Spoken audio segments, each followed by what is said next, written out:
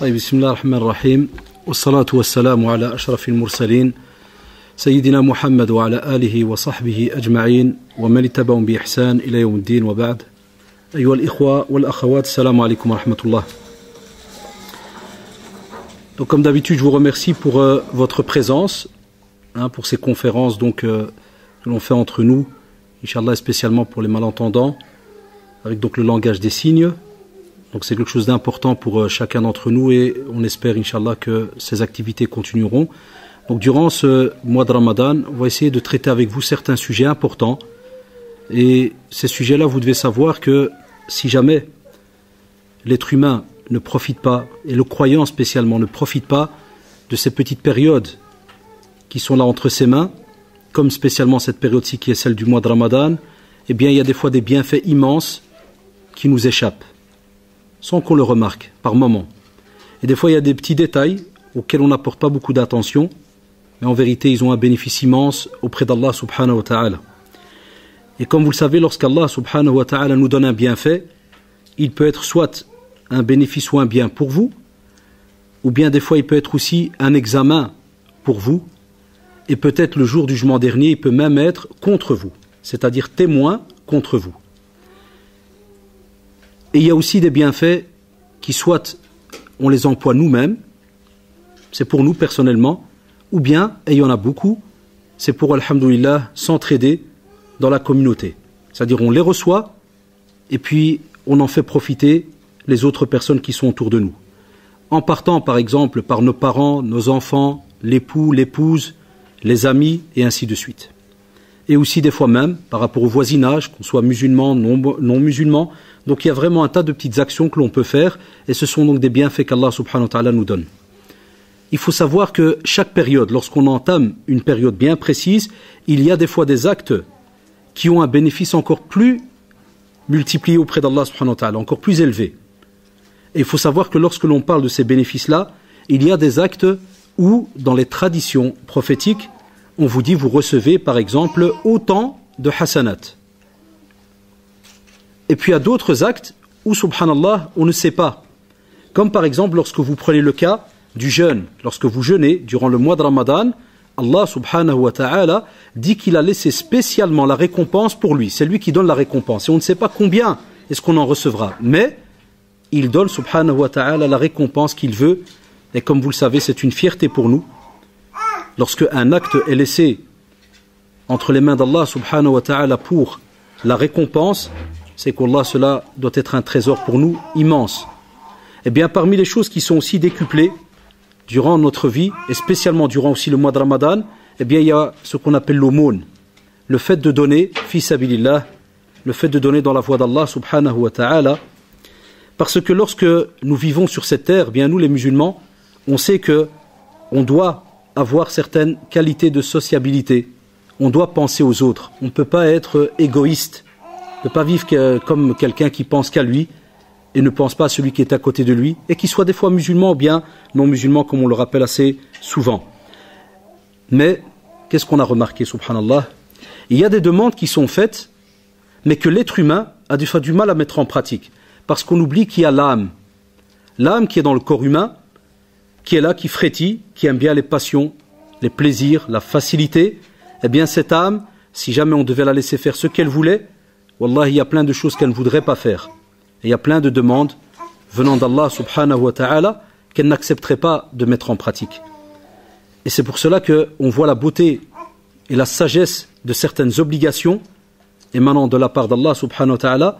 Par exemple, l'aumône, c'est lorsqu'on donne, fi sabilillah. On a deux manières. Et on a de la chance, alhamdoulilah, on a un bienfait immense d'avoir ces deux manières.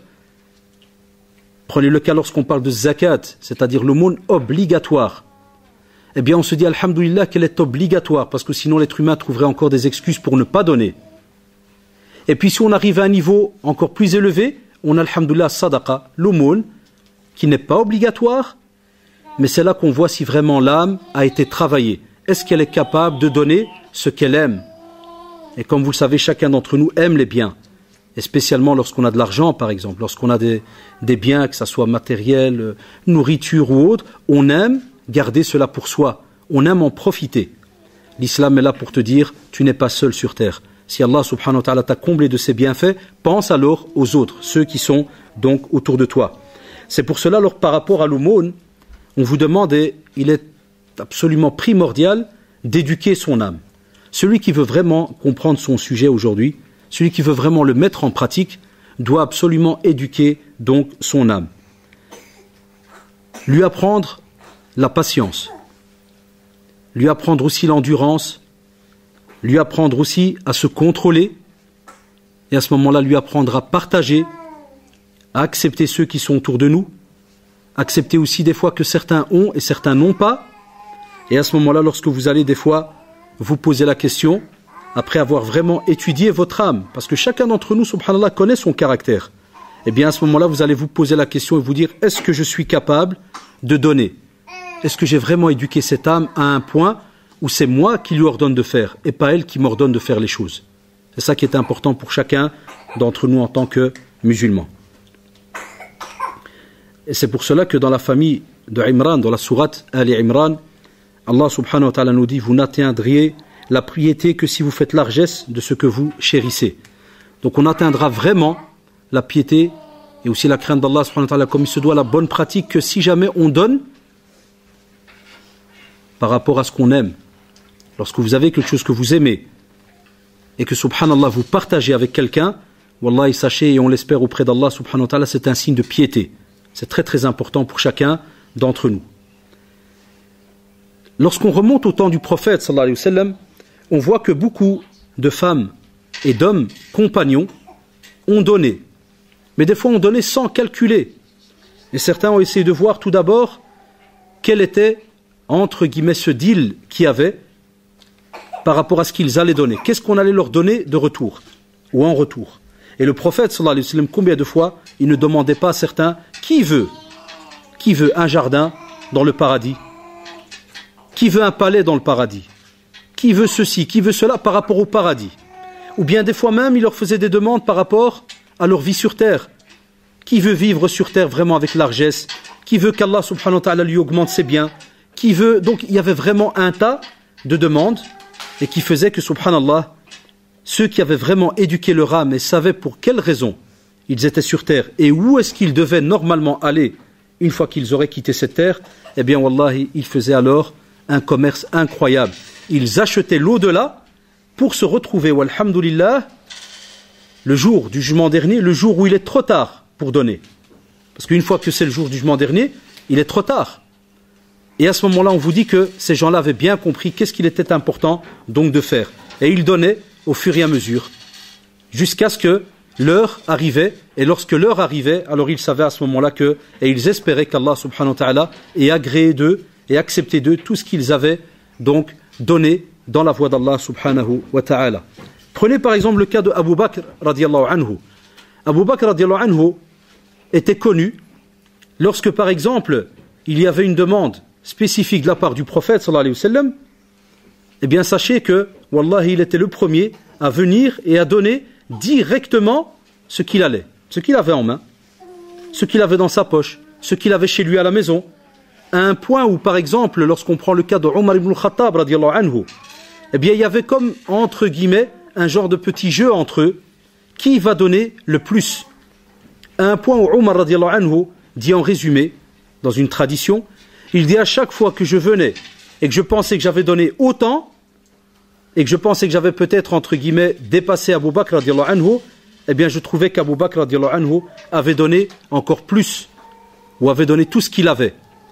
Donc imaginez-vous la Mecque, la chaleur, pas beaucoup de biens, beaucoup de pauvreté pour certaines familles, et on vient comme ça chez vous et on vous demande de donner fi sabilillah. Eh bien wallahi, ceux qui connaissent et ceux qui, et je l'espère parmi vous, vous allez un peu relire l'histoire petit à petit, ils vont voir que c'était une période où il était très très difficile de donner de ce qu'on avait. Eh bien même comme ça, les compagnons ridwanullah alayhim n'hésitaient pas, hommes et femmes, ils donnaient directement ce qu'ils avaient. Uthman aussi radiallahu anhu, Uthman radiallahu anhu, lorsqu'il venait par exemple avec une caravane, vous savez les caravanes en ce temps-là c'était quoi? C'était donc des grands marchés qui se passaient un peu partout dans la péninsule arabique. et on venait par exemple avec des chameaux, avec beaucoup de marchandises dessus, sur ces chameaux. On venait par exemple avec de la nourriture, avec des épices et autres. Et lorsqu'on venait, on demandait directement, tiens, qui veut faire un marché avec Allah subhanahu wa ta'ala? Et Uthman radiallahu anhu, vous savez ce qu'il faisait? Il venait spécialement devant les polythéistes de la Mecque, les Qurayshites, et il leur disait, combien vous donnez pour cette caravane? Alors les grands chefs Qurayshites, ils regardaient un petit peu la caravane, ils n'étaient pas bêtes, ils étaient de grands commerçants, donc ils savaient ce que ça coûtait, hein. Et donc ils demandaient, il dit voilà, on te propose telle somme. Subhanallah, Uthman radiallahu anhu leur disait souvent, on m'a donné plus. Alors ils discutaient entre eux, ils disent, donc, il n'y a pas de problème, on va rajouter un peu. Après Uthman radiallahu anhu, il leur dit, on m'a donné encore plus. Alors ils disaient, c'est pas possible. Il y a Uthman, ce qu'on t'a donné là, on est des grands marchands, on sait ce que ça coûte, on sait ce que ça rapporte, donc ils sont au courant. Il leur dit non, on m'a donné plus. Jusqu'à un point où il leur disait alors à la fin, pour vraiment clôturer ce commerce avec eux, il leur disait qu'effectivement, Allah subhanahu wa ta'ala lui a donné plus que ce que eux pouvaient lui offrir pour le prix de cette caravane. Et qu'est-ce qu'il faisait? Radiallahu anhu, il allait et donnait toute la caravane gratuitement pour les musulmans. Elle a donné sa terre. Elle avait toute une terre qu'elle a donnée aux croyants, aux musulmans. Lorsque vous revenez à Abu Talha radiallahu anhu, il avait donné son puits, on l'appelait Bi'ruha. Il avait donné aussi fi sabilillah, parce que le prophète sallallahu alayhi wa sallam aimait boire justement l'eau de ce puits. Et il était justement face à la mosquée. Et on raconte qu'aujourd'hui, il est même à l'intérieur de la mosquée, il y a une dalle. J'ai pu le visiter dernièrement, un cheikh me l'avait montré. Subhanallah, j'étais étonné, on voit un petit rond, donc il y a vraiment une dalle de marbre avec une trace pour montrer que c'était là donc était ce puits. Et avant, il était à l'extérieur de la mosquée, mais le fait qu'on a agrandi la mosquée, maintenant il est à l'intérieur. Mais donc il n'est pas ouvert puisqu'il y a une dalle dessus. Mais pour vous dire, donc regardez comment ces personnes donc donnaient, parce qu'ils savaient que leur vie était plutôt rattachée dans l'au-delà et pas ici-bas. Parce que les biens qu'on a entre les mains sur terre, wallah, ils ne restent pas longtemps. Ils ne restent pas longtemps. C'est des choses qui partent au fur et à mesure. Aujourd'hui tu as, et demain, subhanallah, tu n'as plus. C'est pour cela on te dit alors profite de donner au moment où tu as quelque chose, pour pas que tu aies le regret lorsque tu n'auras plus rien entre les mains. Lorsqu'on voit aussi dans la sourate la course aux richesses, Allah subhanahu wa ta'ala nous dit aussi que assurément, vous serez interrogés ce jour-là sur les délices. On va être interrogé. Wallahi, le jour du jugement dernier, vous devez savoir, chers frères et sœurs, que parmi les questions qu'on aura, d'office, le fils d'Adam aura des questions, il ne va pas y échapper. Parmi ces questions-là, on va donc lui demander qu'est-ce qu'il a fait de son argent, comment est-ce qu'il a acquis et comment est-ce qu'il a dépensé. On va être questionné. Tous les jeunes, tous les adultes, tout le monde va être questionné. Cet argent que vous avez entre les mains, est-ce que vous l'avez employé comme il se doit? Est-ce que vous l'avez employé dans le halal, dans le licite, ou bien dans l'illicite, wala'idhu billah? L'argent aussi, comment l'avez-vous eu? Est-ce que vous avez fait un commerce qui était halal? Est-ce que vous l'avez eu d'une manière halal, ou bien des fois d'une manière illicite? Donc c'est important de se poser donc cette question, spécialement lorsqu'Allah subhanahu wa ta'ala vous a donc comblé de ce bienfait qui est le fait d'avoir donc de l'argent, entre guillemets, que ça soit de l'argent, bijoux et autres. On va aussi vous donner un petit exemple par rapport à la famille du prophète sallallahu alayhi wa sallam et leur relation avec les avoirs, avec l'argent, les biens. Wallah, c'est drôle à dire, et vous le savez, on a donc une leçon à prendre du prophète sallallahu alayhi wa sallam et de son épouse. Par exemple, Aïcha radiallahu anha, ou bien Khadija radiallahu anha et les autres. Mais souvent, donc dans les traditions, on cite souvent Aïcha radiallahu anha. On vous dit que des fois dans la demeure du prophète sallallahu alayhi wa sallam, Aïcha radiallahu anha disait que passait 3 jours et 3 nuits sans que le feu ne soit allumé. Ça veut dire qu'il ne mangeait même pas quelque chose de chaud, des fois après 3 jours ou 3 nuits. 3 jours et 3 nuits passent et n'ont pas encore mangé un aliment chaud. Imaginez-vous aujourd'hui si jamais quelqu'un ne mange pas quelque chose de chaud après 2 jours. En général, wallah, le corps commence à s'impatienter. On stresse. Et les demandes commencent à se faire, spécialement ceux qui sont mariés parmi vous, ils remarquent ça. L'époux commence des fois un petit peu à se plaindre. Et si jamais c'est l'époux qui ne rentre pas les courses qu'il faut, par exemple la viande et autres, et qui dit chaque fois à son épouse on va faire des sandwichs aujourd'hui au fromage. Je crois que l'épouse est prête à manger du fromage un jour, 2 jours, mais je ne crois pas que c'est une famille de souris ou je ne sais quel autre petit animal qui vit en général avec des céréales et du fromage. Donc souvent, l'être humain, subhanallah, s'impatiente. Il a vraiment envie directement d'avoir ces choses qui font plaisir. Eh bien regardez, c'est le prophète sallallahu alayhi wa sallam, à qui lui a été proposé les trésors de la terre, et il a refusé. Il a refusé. Tout ça pour nous montrer que lorsqu'on veut être vraiment riche d'âme, de corps, d'esprit et autres, wallah, c'est par rapport à la crainte d'Allah subhanahu wa ta'ala. Et non lorsqu'on a comme ça beaucoup d'argent entre les mains. On voit aussi que le prophète sallallahu alayhi wa sallam, il arrivait que des jours, wallah, il n'avait pas à manger. Et vous savez ce qu'il faisait pour diminuer la faim? Il attachait 1 ou 2 pierres sur son ventre, il les serrait.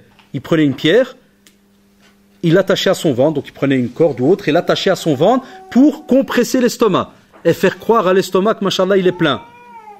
Alors qu'en vérité, il avait faim, il n'y avait rien dedans. Et nous, comme vous le savez aujourd'hui, c'est à peine si on tient déjà une journée à jeun. Lorsqu'on voit par exemple le mois de Ramadan, on a encore aujourd'hui des personnes qui le mangent. Il arrive encore qu'aujourd'hui des gens mangent, n'arrivent même pas à jeûner, alors qu'ils ne sont ni malades ni quoi que ce soit. Donc c'est important donc de faire attention et de se rappeler un peu la vie du prophète sallallahu alayhi wa sallam par rapport donc à cela. Aussi, où est-ce qu'on est par rapport par exemple à l'éducation qu'il avait sallallahu alayhi wa sallam lorsqu'il rentrait à la maison? Donc il arrivait à la maison, il interpellait Aïcha radiallahu anha et lui disait par exemple: Ya Aïcha, est-ce qu'il y a à manger aujourd'hui? Est-ce qu'il y a à manger? Et si elle lui disait radiallahu anha, il n'y a pas à manger, il n'y a rien, eh bien elle lui disait: Inni saïm, je suis à jeun, et il sort. Et il commençait son jeûne, en dehors du mois de Ramadan. Hein. Donc il entrait, il demandait, et si jamais elle lui disait il n'y a rien à manger, est-ce qu'il se fâchait comme on voit ça aujourd'hui? Est-ce qu'il y avait une bagarre entre eux, insulte ou autre? Abadan, wallahi, jamais. Directement il disait à son épouse: ça fait, je suis à jeun. Parce qu'il y avait une confiance et il savait qu'alhamdoulilah, tout ce qu'il avait, eh bien en général il le partageait. Et souvent, Satan, il arrive que des fois, il va venir chez vous. Lorsque vous avez éduqué votre âme et vous avez vraiment envie de donner, Satan va venir chez vous et va, entre guillemets, vous faire comprendre que si jamais tu vas donner, tu vas perdre ton argent. Ça arrive souvent. Je crois que chacun d'entre vous a déjà eu cette blague. Combien de fois, quand tu as envie de donner 5 €, ce jour-là, masha'Allah, tu as 36 programmes qui apparaissent. Tu te rappelles de 36 factures, tu te rappelles de 36 frais, tu commences vraiment à avoir 500 choses à faire avec les 5 €. Mais s'il ne fallait pas donner fils sabilillah, ben subhanallah, ils sont des fois en poche pendant 2-3 jours. Donc on remarque que Satan, il est au courant de chaque action qui plaît à Allah subhanahu wa ta'ala. Il est au courant de chaque action qui va rapporter des bénéfices. Il est wallahi au courant de tout cela. Donc il va, spécialement pour le cours d'aujourd'hui, l'aumône, il va venir et va vous embêter à chaque fois que vous avez envie de donner quelque chose pour Allah subhanahu wa ta'ala. Et Allah subhanahu wa ta'ala dans la sourate Saba nous dit: et toute dépense que vous faites dans le bien, il la remplace. Et c'est lui le meilleur des donateurs. On parle de qui? D'Allah subhanahu wa ta'ala. Toute dépense que tu fais dans la voie d'Allah subhanahu wa ta'ala, dans le bien, wallahi, sachez chers frères et sœurs qu'Allah subhanahu wa ta'ala vous la remplace automatiquement. Ne vous laissez jamais, jamais, jamais avoir par Satan Allah, ou bien même, des fois il y a des êtres humains qui ressemblent plus ou moins à Satan. Hein. On a des marques, des modèles où ça ressemble plus ou moins à Satan, où eux vont venir chez toi et te dire: ouais, mais pourquoi tu vas donner fissabillah alors que toi en vérité t'as pas assez, et toi ceci, et toi cela? Au contraire, tu donnes, wallahi, Allah subhanahu wa ta'ala te donne des fois x2. Un exemple. J'ai eu dernièrement, par exemple, parmi des fois des exemples qu'on me donne, une personne qui est venue qui m'a dit: subhanallah, j'ai donné, alors qu'en vérité j'étais très serré. Il dit: wallah, j'étais très serré. J'ai donné, et puis il dit: après un petit temps, j'ai reçu une lettre de remboursement de contribution. Et j'y attendais pas cela, je m'y attendais pas. Mais il me dit: subhanallah, il dit: wallah, quand j'ai donné, j'ai invoqué. J'ai dit: ya Allah, je vais aider cette personne-là qui tu connais mon dossier. Tu vois ma situation, je n'ai pas. J'ai très peu. Ya Allah, si tu peux m'aider, c'est toi qui détiens les biens entre tes mains, aide-moi. Et il m'a dit, subhanallah, après 1 mois ou 2, il m'a dit: je reçois une lettre. Je croyais même pas, il me dit: je croyais que c'était une erreur. Et on me dit, et puis quand je calcule, je lui ai dit exprès, je lui ai dit, ce qu'on t'a remboursé par rapport à ce que tu as donné. Il a rigolé. Je dis, combien t'as donné? Il a dit, je donnais 20 euros. Hein? Il m'a dit, j'ai donné 20 euros. Et je dis, combien on t'a remboursé? Il m'a dit, 800 euros. Wallahi, celui qui lit le Coran, il retrouve justement ces versets. Allah subhanahu wa ta'ala multiplie à celui qu'il veut. Toi, tu donnes un, et Allah subhanahu wa ta'ala peut des fois te redonner je ne sais qu'autant. Autant, tu sais pas. Tu peux des fois imaginer, non? Parce que tu as même deux bénéfices. Donc des fois tu peux donner, et toi tu crois que tu n'as qu'une certaine somme, mais en vérité tu as deux bénéfices.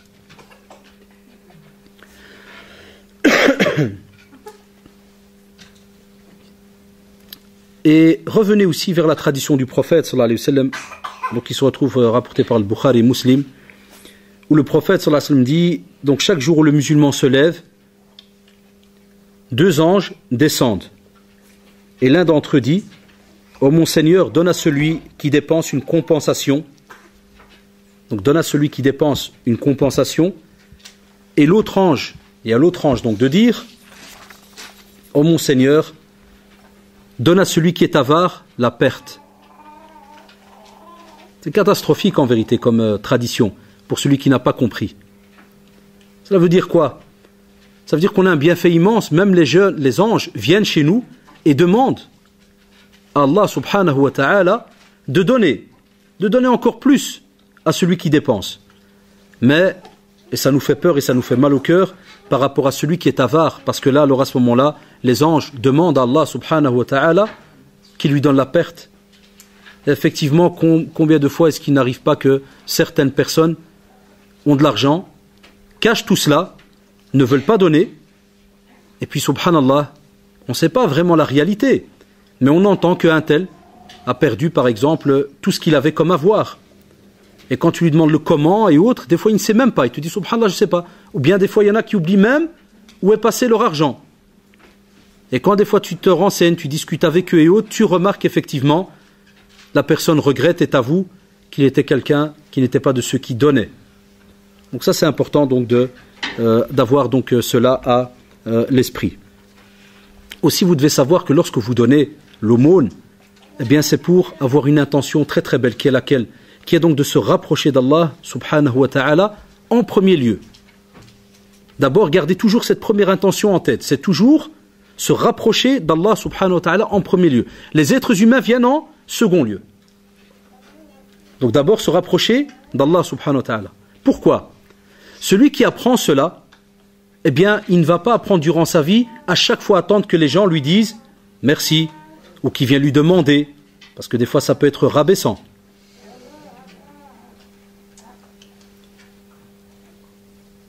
Tandis qu'au contraire, quand tu n'attends pas toujours le remerciement des gens, quand tu n'attends pas toujours que d'abord les gens viennent te demander ou se rabaisser devant toi, comme certains attendent, hein, eh bien loin de là, toi tu viens et apprends que tu le fais tout d'abord pour Allah subhanahu wa ta'ala, pas pour quelqu'un, pour faire plaisir ou qu'on te remercie tous les 2 minutes, loin de là. Ça c'est aussi très très important à savoir. Et de ce fait, lorsqu'on revient de nouveau dans le comportement du prophète sallallahu alayhi wa sallam, qu'est-ce qu'on voit? On vous dit que sa joie était encore plus grande lorsqu'il donnait que lorsqu'il recevait quelque chose. Sa joie était encore plus grande, sa joie. Et subhanallah, lorsqu'on dit que sa joie était encore plus grande, on dit aussi dans d'autres traditions, et spécialement durant le mois de Ramadan. Durant le mois de Ramadan, alors qu'il est dans le besoin et autres, et même comme ça, subhanallah, il donne. Il donne. Alors qu'on sait qu'il est dans le besoin. Mais ça veut dire quoi? Ça veut dire que même s'il avait peut-être que quelques dates à la maison, wallah, il arrivait qu'il les donnait. Un jour, on dit même que Aïcha radiallahu anha avait reçu, subhanallah, quelque chose. Puis on est venu, elle a donné. Puis on est venu lui redemander, elle a redonné. Puis quelqu'un d'autre est venu, elle a donné. À un point où à la fin, quand on lui a demandé, celle qui était avec elle a dit à Aïcha, ô mère des croyants, qu'est-ce que tu as laissé? Elle a dit, je n'ai rien laissé. Il y a Allah subhanahu wa ta'ala qui est là. Abu Bakr radiallahu anhu avait répondu la même chose. Lorsqu'un jour, donc, ils sont venus pour donner ce qu'ils avaient, fi sabilillah, on a demandé à Abu Bakr radiallahu anhu, combien tu as donné? Qu'est-ce que tu as laissé? Il a dit, Wallahi, ya Rasulallah, j'ai tout donné, mais qu'as-tu laissé pour tes enfants? Qu'as-tu laissé pour ta famille? Il leur a dit, j'ai laissé Allah et son prophète. J'ai tout donné. Ils ont Allah subhanahu wa ta'ala, c'est le principal. Et Omar radiallahu anhu veut donner la moitié, par exemple. Donc c'est important, on fait le pas, on fait le geste. Eh bien, le prophète sallallahu alayhi wa sallam avait cette habitude, et même beaucoup de compagnons avaient pris donc ce genre de comportement entre eux. Ils donnaient, comme ça donc, fi sabilillah. Et aussi, si quelqu'un donc lui demandait quelque chose, et qu'il avait donc besoin, par exemple, le prophète sallallahu alayhi wa sallam, il pouvait arriver qu'il avait par exemple un morceau de tissu, il l'avait besoin pour se couvrir et autres. Il suffisait, wallah, qu'un compagnon vienne lui demander cela, que lui, qu'est-ce qu'il faisait? Il le redonnait directement à la personne, alors qu'il venait peut-être de le recevoir. On vous dit aussi que Allah subhanahu wa ta'ala, il nous donne un bel exemple dans la sourate La Vache de celui qui donne, ceux qui dépensent leurs biens dans la voie d'Allah subhanahu wa ta'ala. Il dit subhanahu wa ta'ala qu'il ressemble donc à un grain d'où naissent 7 épis, comme un grain de blé, qui va donc donner 7 épis. Et dans chaque épi, il y a de nouveau 100 grains. Non.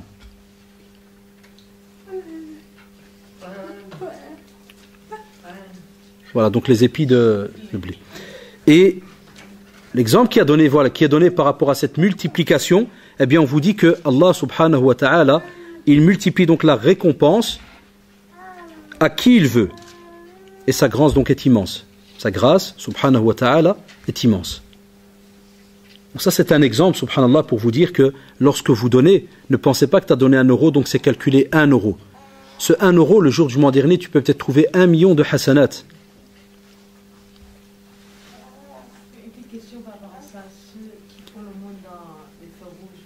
On fera les questions à la fin. Donc, lorsqu'il y aura des questions, vous pouvez les poser à la fin, au fait. Tu peux leur rappeler qu'il y aura les questions à la fin. À votre aise, on va le faire, Inch'Allah, à la fin. Je nous rappelle aussi qu'Allah, subhanahu wa ta'ala, dit au fils d'Adam, dépense, il sera dépensé pour toi. Apporté par le Bukhari et Muslim.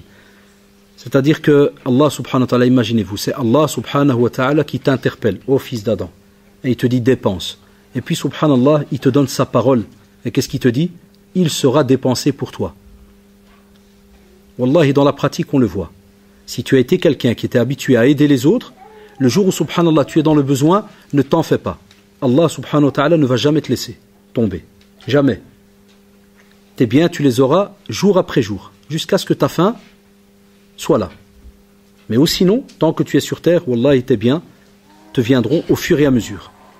Donc ça, c'est important donc de garder aussi cette notion donc en tête, parce que des fois, certaines personnes pensent que de nouveau, si on dépense, on n'a rien de retour ou bien on perd tout. Loin de là. Zaynab al-Thaqafiyya radiyallahu anha, qui était la femme de Ibn Mas'ud, Abdullah ibn Mas'ud radiyallahu anhu, eh bien, elle disait que le prophète sallallahu alayhi wa sallam interpellait aussi les femmes. Parce que des fois, il arrive aussi que les femmes se posent la question. Ils se disent, tiens, les hommes, d'accord, ils ont un salaire, ou bien ils travaillent, mais si je suis une femme qui ne travaille pas, alors comment est-ce que je fais? Qu'est-ce que je peux donner?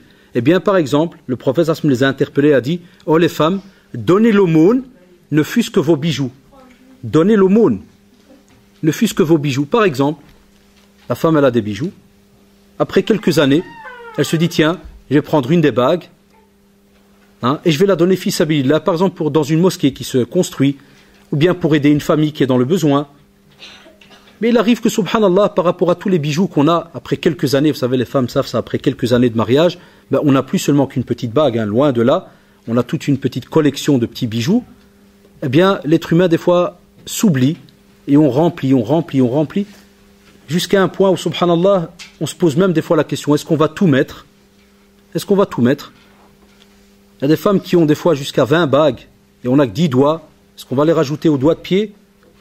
On ne va pas les mettre aux doigts de pied. Alors certains, qu'est-ce qu'ils font? Ben, sur un doigt, il y a 3 bagues. Le doigt d'à côté, il y en a 2. Troisième, il y en a 4. Mais à quoi ça sert tout cela? Eh bien, on vous dit, wallahi, si vous voulez vraiment être élevé auprès d'Allah, subhanahu wa ta'ala, eh bien, prenez-en une et donnez-la fi sabilillah, par exemple. Faites plaisir à une famille. Parmi les bénéfices de l'aumône, sachez que lorsque vous donnez l'aumône, avec ce qu'on a déjà dit, il y a beaucoup de bénéfices. Eh bien, on va vous dire tout d'abord, comme j'ai dit tout à l'heure, en résumé, il y a les hasanat. Ce qu'on appelle des fois, pour faciliter les choses, les bons points, la récompense. Eh bien, on va vous dire que si vous voulez avoir des hasanat le jour du jugement dernier comme il se doit, eh bien, on a dit tout à l'heure, il faut que l'argent que vous allez donner doit être de l'argent halal. C'est important. L'argent doit être halal. Deuxièmement, on ne doit pas donner et regretter. Il y a des gens qui ont la blague, ils donnent, puis 5 minutes après ils regrettent. Là tu perds le bénéfice. Tu perds le bénéfice que tu as eu. Quand tu donnes, si tu veux vraiment avoir des hasanats auprès d'Allah subhanahu wa ta'ala, ne regrette pas le geste que tu as fait. Tu dois l'oublier directement. Fini. Ça c'est important. Aussi, on vous dit que lorsqu'on donne, l'aumône aide à effacer les péchés. L'aumône efface, subhanallah, les péchés. Et Mu'ad, radiyallahu anhu, dit que le prophète sallallahu alayhi wa sallam a dit: veux-tu que je t'indique quelles sont les portes du bien? Lorsqu'on parle du bien, quelles sont les portes du bien? Eh bien, le prophète sallallahu alayhi wa sallam va lui dire que le jeûne est une protection. Vous voyez maintenant, quand vous jeûnez, le mois de Ramadan, c'est une protection contre l'enfer. Et il va lui dire aussi, et l'aumône éteint le péché comme éteint l'eau le feu. Subhanallah. L'aumône éteint le péché, elle efface le péché, comme lorsque, subhanallah, il y a du feu, et tu prends de l'eau et tu le jettes sur le feu. Ça l'éteint. Regardez la réalité de la clémence d'Allah subhanahu wa ta'ala. Regardez comment il est clément, combien de possibilités il nous donne pour revenir vers lui, pour un peu effacer toutes nos petites erreurs, avec des fois des choses très faciles. La preuve, l'argent, pour nous les musulmans, les biens, ils viennent d'Allah subhanahu wa ta'ala. Donc regardez quel drôle de jeu, subhanallah. Il y a une clémence incroyable. C'est lui qui te donne les biens, tu fais des fautes, et après tu donnes, il te pardonne ces fautes-là. Alors que tu n'as donné que ce que lui t'a donné, subhanahu wa ta'ala. Aussi, celui qui donne gagne ce qu'on appelle la grandeur de l'âme. Celui qui donne gagne la grandeur de l'âme. C'est-à-dire que l'âme, si jamais elle n'est pas éduquée, wallahi, elle ne mène pas vers le paradis. Elle ne te mènera jamais vers le paradis. Elle te mènera toujours vers la perte. Et si jamais, subhanallah, tu l'éduques, et spécialement avec l'aumône, parce que vous savez, donner des fois un petit bonbon, un morceau de pain, à la rigueur, entre guillemets, ça peut passer. Mais quand c'est des fois de l'argent, l'argent, c'est vrai que c'est très aimé. C'est pour ça que pendant le mois de Ramadan, on parle spécialement beaucoup d'argent. Partagé. Eh bien, on vous dit, subhanallah, à ce moment-là, vous sentez que, wallahi, vous n'êtes pas l'esclave de tout ce qui est matériel. Parce que ça serait catastrophique pour vous. Celui qui devient esclave de ses biens, wallah, il ne vit pas heureux. Mais celui, subhanallah, qui se sent vraiment à l'aise, c'est celui qui, walhamdulillah, sent qu'il n'est le serviteur que d'Allah, subhanahu wa ta'ala.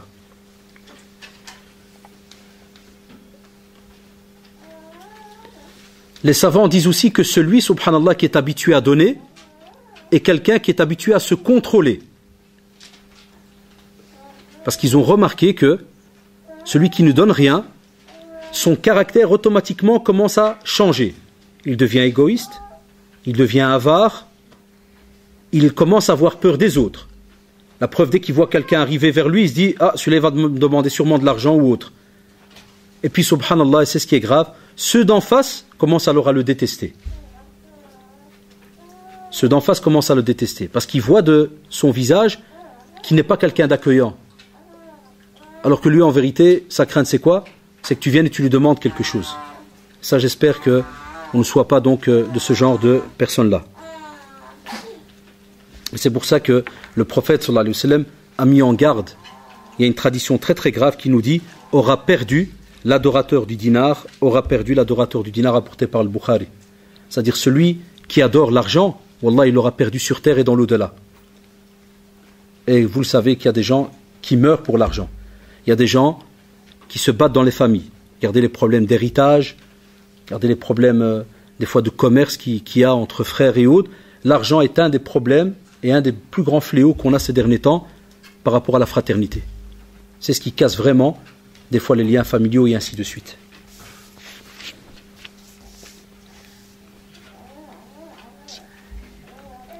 Il y a aussi une belle tradition, on vous dit que l'aumône, quand tu donnes l'aumône, ta fierté c'est quoi? C'est que tu es quelqu'un qui ressemble au prophète sallallahu alayhi wa sallam, parce que tu suis sa sunna. Et Sa'd ibn Sahl radiyallahu anhu, c'est un compagnon, il dit qu'une fois une femme avait cousu un izar pour le prophète sallallahu alayhi wa sallam, un genre de tunique pour le prophète sallallahu alayhi wa sallam. Alors, lorsqu'on met un tissu autour de soi, la mskina, elle avait donc cousu ce tissu, toute fière, Elle l'a porté pour le prophète sallallahu alayhi wa sallam. Le prophète sallallahu alayhi wa sallam donc va le mettre et il va sortir. Subhanallah, il y a un homme qui va passer et il va le voir.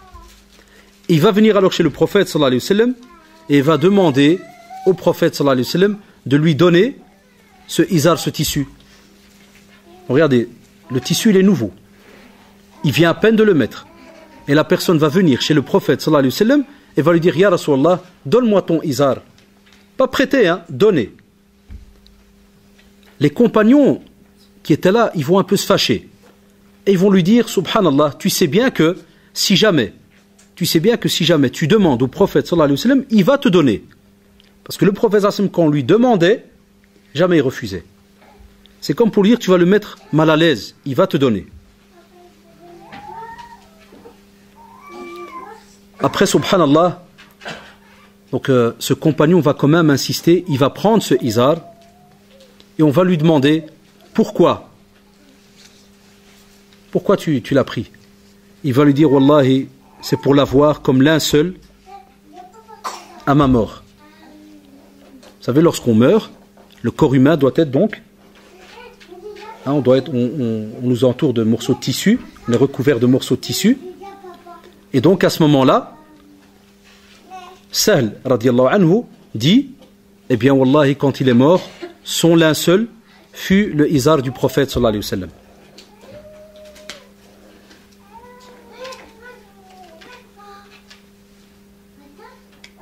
Aussi, le fait de donner, ça nous aide aussi donc le jour du jugement dernier, ça va nous aider dans un moment très très important. Ce moment, c'est lequel? On sait que lorsqu'on attend le jugement, le soleil sera très très proche de nous. Ça sera un moment très très chaud, très long. L'attente sera très très longue. Eh bien, Allah subhanahu wa ta'ala va donner un bienfait spécial à certaines personnes. Il va donner un bienfait à certaines personnes. Il va les mettre sous l'ombre de son trône. Subhanahu wa ta'ala. Il va les mettre sous l'ombre de son trône. Et ce n'est pas donné à tout le monde. Ce n'est pas donné à tout le monde. Parmi eux, c'est qui? Eh bien, parmi eux, et j'espère que vous serez, Inch'Allah, parmi eux, ça sera un homme ou une femme qui va donc donner, fi sabilillah, dans la voie d'Allah subhanahu wa ta'ala, mais on va vous dire à un point où la main gauche ne sait pas qu'est-ce que la main droite a donné. C'est-à-dire, tu rentres ta main, tu caches l'argent que tu as donné, tu vas chez la personne, en cachette entre guillemets, et tu lui dis, tiens, c'est pour toi. Et regardez quelle image est donnée, quel exemple. Ça veut dire la main gauche ne sait même pas ce que la main droite a donné. Elle ne sait même pas ce qu'elle a donné. Tellement la chose est faite en privé. Eh bien, ce genre de personne, le jour du jugement dernier, Allah subhanahu wa ta'ala vous donnera comme bénéfice d'être sous l'ombre du trône d'Allah subhanahu wa ta'ala. Donc ça, c'est important pour chacun d'entre nous. Et vous verrez aussi que à ce moment-là, il y a certaines personnes, entre guillemets, qui pensent que c'est un moment facile. Non, wallah, quand vous aurez l'occasion de lire un peu dans ce domaine-là, d'écouter certaines conférences, hein, lorsqu'on les fera ici et qui traiteront de ce sujet-là, vous verrez alors que ce jour-là, il n'y aura pas de prix. Personne ne pourra venir acheter ce petit moment-là privilégié d'être sous l'ombre du trône d'Allah subhanahu wa ta'ala. Aussi, on vous dit que lorsque vous donnez, vous savez que vous êtes aimé par Allah subhanahu wa ta'ala. Avec tous les versets qu'on a lus, vous savez que vous serez aimé par Allah subhanahu wa ta'ala. Aussi, lorsque tu donnes, donne un exemple. Imaginez-vous lorsque vous donnez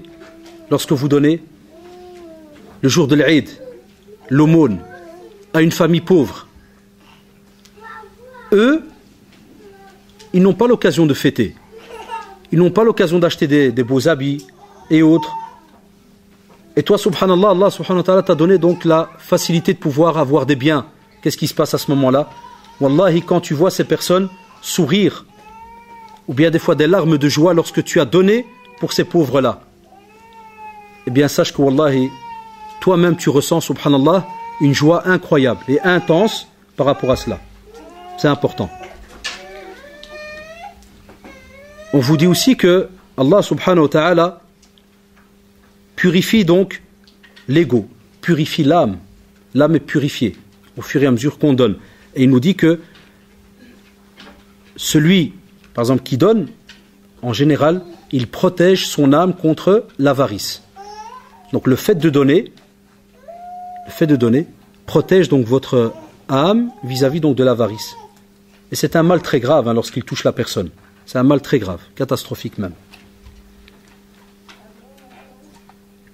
Aussi celui qui donne, Allah subhanahu wa ta'ala lui facilite l'obéissance, la pratique de la religion.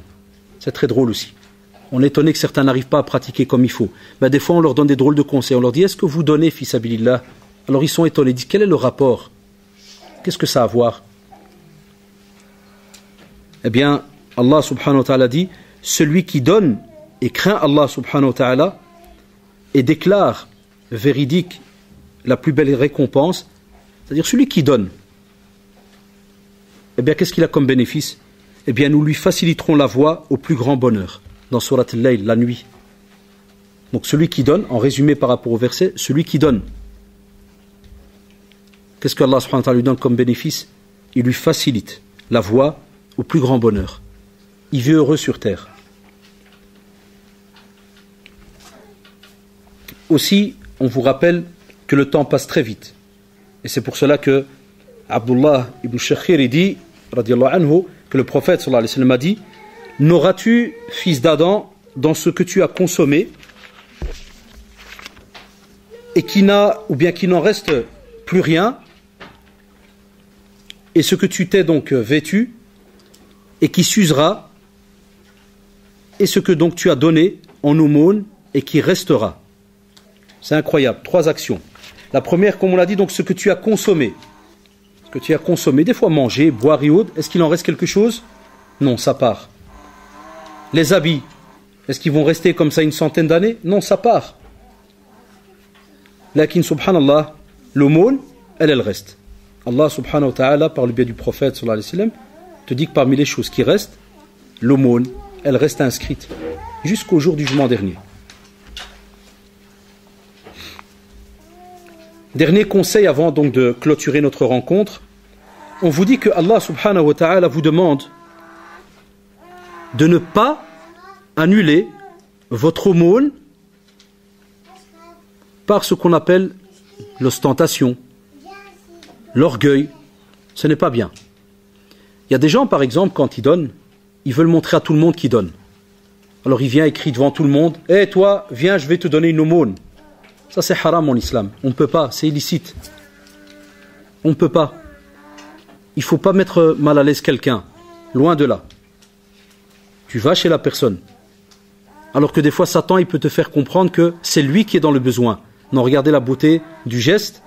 C'est pour apprendre à l'âme à ne pas devenir quelqu'un qui va penser que c'est grâce à moi que la personne vit. Non, c'est grâce à Allah subhanahu wa ta'ala. La preuve, c'est toi qui dois te déplacer vers celui qui a besoin, pour ne pas le mettre mal à l'aise. C'est toi qui dois te déplacer, subhanallah.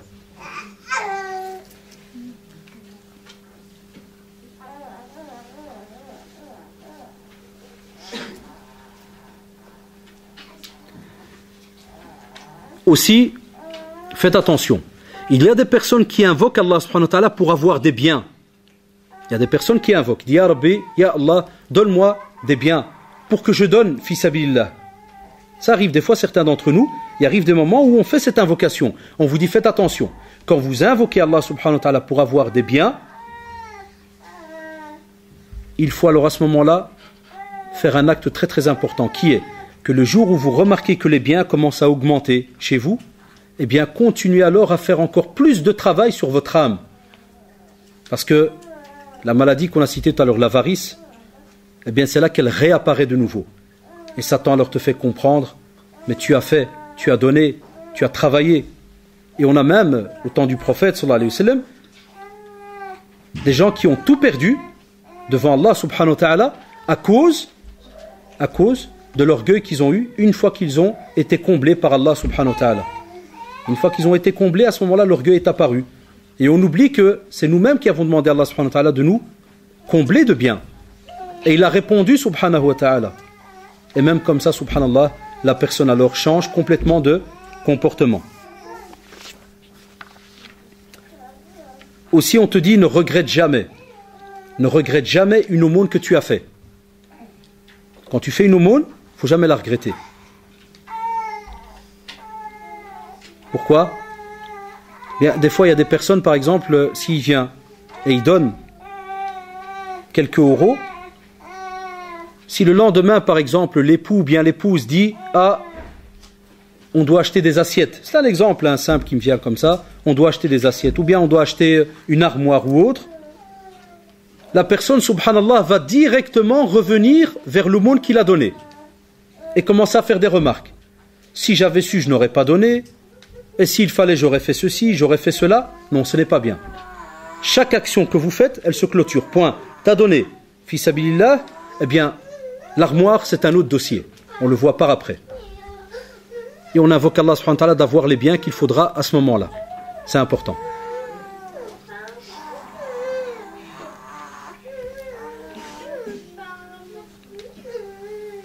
Aussi, faites attention de ne pas suivre une aumône, c'est-à-dire quand vous donnez une aumône, de ne pas aller continuer après à faire entre guillemets des recherches par rapport à la personne, qu'est-ce qu'il en a fait, et combien il a mangé, qu'est-ce qu'il a acheté.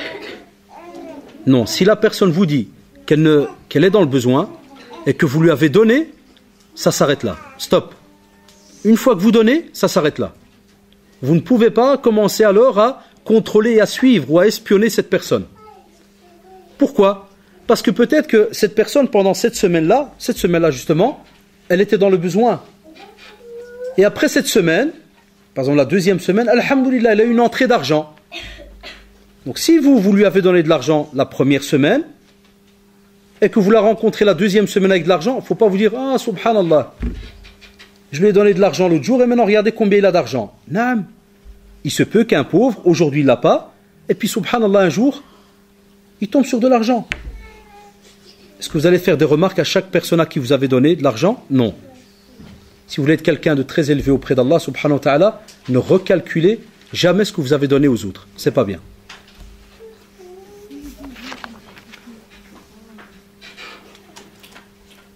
En résumé, vous aurez remarqué que le fait de donner, c'est un travail pas très facile des fois pour certains d'entre nous. Ça demande de l'entraînement. Pourquoi? Parce que comme on l'a dit, l'âme aime les biens. Et certains, vous avez remarqué, ils donnent et ils sont tristes. Alors que normalement, lorsqu'on donne, on doit être joyeux. Certains, des fois, sont même forcés à donner. Des fois, quand tu vas à la mosquée, qu'ils ont besoin d'aide, vous avez remarqué, des fois, le petit vieux, il reste avec le plastique devant vous. Et il part pas. Et il te regarde. Et toi, tu as presque envie de lui dire, oh, vas-y, continue, bouge, avance à côté. Et il reste comme ça devant toi. Alors que, subhanallah, tu as des fois de l'argent en poche. Et qu'est-ce qui se passe alors? Tu crois que pour donner, il faut absolument donner une grande somme. Non. Wallah, même si tu donnes 1 cent, Allah subhanahu wa ta'ala te note 1 cent. Et nous les gens, non, ils ne donnent pas. Pourquoi? Parce qu'ils se disent, ah, je n'ai que 1 euro en poche, donc je ne vais pas donner. Non. Wallah, même si tu n'as que 1 seul cent en poche, tu donnes. C'est important. Sans calculer ni quoi que ce soit. Tu prends le cent et tu le donnes. Et ne pense jamais que ce n'est pas assez. Jamais, jamais, jamais, jamais. D'accord? C'est important, chers frères et sœurs. Et on voudrait que cette future génération, Inch'Allah, de jeunes, d'adultes, pense de cette manière. Et ne pense pas qu'il ne faut donner que si jamais on a beaucoup d'argent. Abadan, wallahi. Et même si tu as 2 euros en poche, tu es en droit de lui dire, tiens, je veux donner 1 euro. Remets-moi, s'il te plaît, 1 euro. Il ne faut pas être gêné, tu as le droit. Tu as le droit. Mais il y en a qui disent, non, si je n'ai pas 1 euro et que j'ai besoin d'1 autre euro, donc je ne donne pas. Tu as perdu une belle occasion. Et spécialement les frères et sœurs qui vont par exemple dans les mosquées, et où ces derniers temps, c'est vrai, on récolte beaucoup d'argent pour les mosquées, parce qu'ils n'ont pas d'aide pour la plupart. Des fois on vous dit, lundi, il faut aider. Puis vous revenez mardi, il faut aider. Mercredi, il faut aider. Eh bien celui qui a les moyens, qu'il mette un petit budget, mais une petite somme, et il la partage. Et chaque soir, quand il va à la mosquée, il prend 1 euro par exemple. Eh bien, il vaut mieux 1 euro, 1 euro, 1 euro, que des fois penser que c'est beaucoup et jamais rien donner.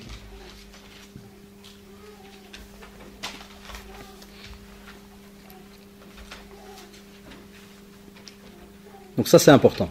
Voilà, donc on a essayé de vous résumer l'aumône, en s'aidant donc du langage des signes. J'ai essayé, je l'espère, parce que c'est vrai que je ne suis pas habitué, je parle plus facilement, mais bon, ici on a essayé un peu, comme d'habitude, de changer un peu le système, d'aller phrase par phrase. Hein, donc j'espère, Inch'Allah, que j'ai été compris par la plupart d'entre vous. Et je remercie aussi le traducteur en langage de signes.